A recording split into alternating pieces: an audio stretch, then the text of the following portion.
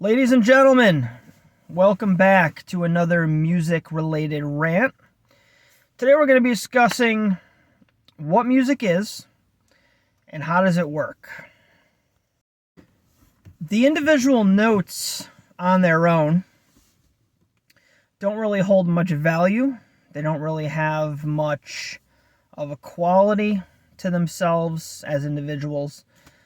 Whether you're playing a C or an F sharp or a B, doesn't really matter. As with everything in life, it's all about relationships, right? So the combination of two notes will present an interval. The combination of three or more notes will present a chord. So when we're talking about intervals, you just have to think two notes, one of them being the root note and the other one being a certain distance away from that root note, which will then create a specific relationship, whether it be a major, minor, diminished, augmented, and so on. Each one of those intervallic relationships presents its own feel, right? Its own flavor. Once you've exhausted the idea of notes by themselves, or notes intervallically, one or two notes based off of each other in an intervallic relationship, you then have to move towards forming scales. And I like to think of scales as musical recipes for specific sounds. So if you want to feast yourself on happy-go-lucky pop music or maybe children's nursery rhymes, then you want to pull the recipe known as the major scale, right? If you're looking for something a bit more dramatic, a bit more melancholy, then you want to pull from that minor scale recipe. Let's say you want to get really frickin' fancy and go for something exotic and spicy, you might pull from one of the modes. You might pull from Phrygian, right? Or Phrygian dominant, which is an offshoot of the harmonic minor scale. All of these scales are made up of notes. The original 12 notes that we discussed prior for the chromatic scale. It's only 12 notes. No matter what you hear, it's only one of those 12 notes at all times. And all of those scales, like I said, they present themselves with a different flavor. The reason the scales give their own flavor has to do with the relationship of the intervals between the notes of the scale. So when you're playing a major scale, the intervallic formula, meaning the distance between each note in that scale, is such that it produces the sound of happy and bright, right? And then likewise with the minor scale, the intervals have shifted and they're producing a bit more of a dark, despondent, sad type of vibe. All these are sonic flavors, like I said, recipes.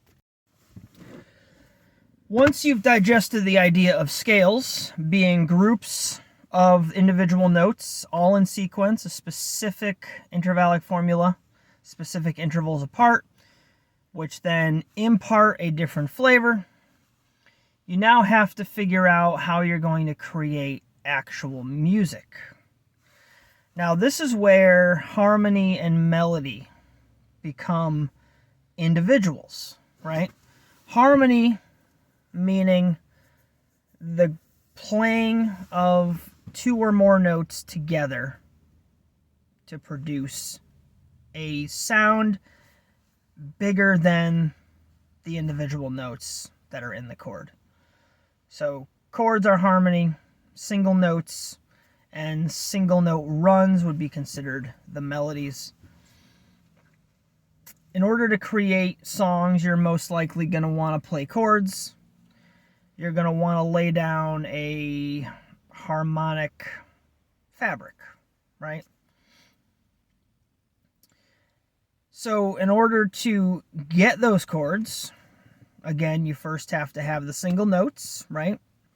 And then you have to have the scales, right? And once you've done the scale thing, you now have to do the chord thing. And of course, depending on what type of scale you're using, that'll dictate what types of chords you're using.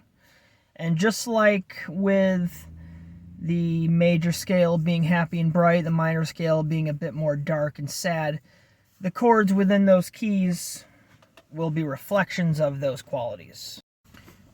Once you've discovered the chords in the key that you want to be in for the specific style or genre of music, the particular flavor, just like with food, you have Italian, you have Mexican, you have American, and same with music, right? So I probably consider the major scale to be like American.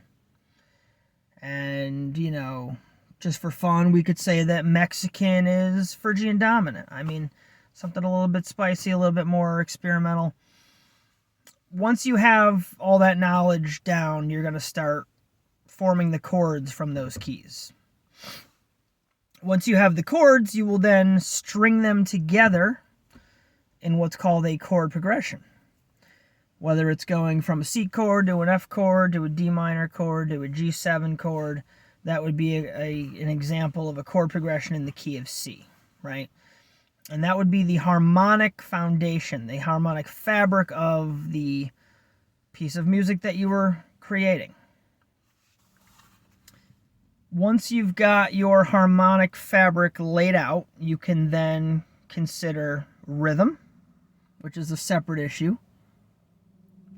and also melody, which would basically be, most likely, playing the notes of the scale that your chords have come from, but creating little phrases all based on one note after another. So again, harmony being the combination of 2 or 3 or more notes played at the same time in a harmonious fashion.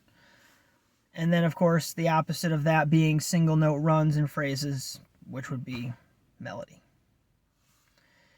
So just to recap, music and how it's put together and how it works. Single notes get arranged in sequences called scales. Those scales have specific sounds due to the intervallic distances between the notes of those scales. From those scales, you form chords, and from those chords, you create chord progressions, which then lay the harmonic fabric for your piece. From there, you add rhythm, melody, perhaps a solo, and you've got yourself a song. This is my personal take on how I would break down what music is, from the lowest, simplest atomic particle known as the single note, all the way up to the great expression of music itself in full song form. If anybody has any questions or anything to add, like, subscribe, put it in the comments. Hope you guys enjoyed. Peace.